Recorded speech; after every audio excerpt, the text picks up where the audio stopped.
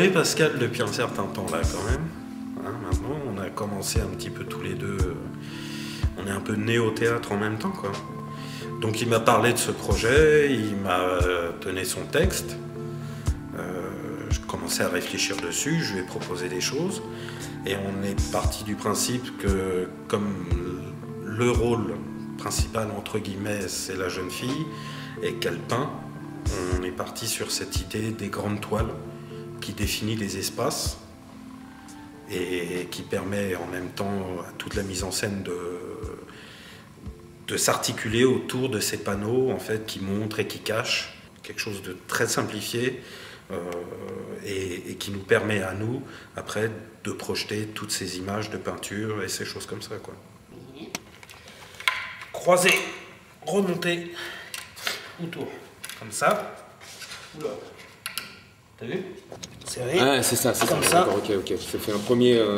C'est un croisé, oui. Voilà. T'as chopé le truc, Pascal? Je pense. Je suis pas certain. Bah, en fait, je pensais au départ que le premier croquis que Marc m'avait fait quand on s'était vu au café, le premier croquis de décor qu'il avait fait comme ça en 2 minutes. Ça, entre ce croquis-là et le décor final, ça allait être un peu. Qu'il allait avoir des petites différences, quoi, et que ça allait bouger un peu, parce que quand on passe du concept à la réalité, il y a toujours un décalage. Et bah, pas tant que ça, en fait.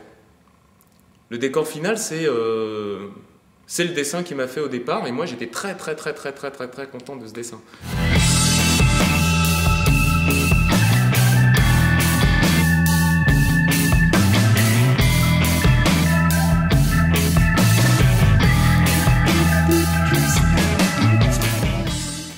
Question de place, de mouvement, de savoir comment on peut se déplacer dans cet espace, de pouvoir utiliser aussi le décor comme matière, soutien, même corporellement. Par exemple, maintenant, on sait vraiment qu'il y a un espace défini pour le canapé et qu'on ne peut pas avoir 5 mètres devant, donc ça détermine pas mal de choses.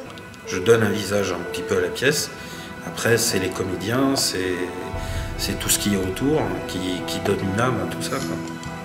Ça fait plaisir et ça aide pas à la détente, ça stresse un peu parce que ça se concrétise. Donc c'est un peu... on est de moins en moins dans le rêve, de plus en plus dans la réalité. D'accord. Donc il va pas falloir louper la réalité.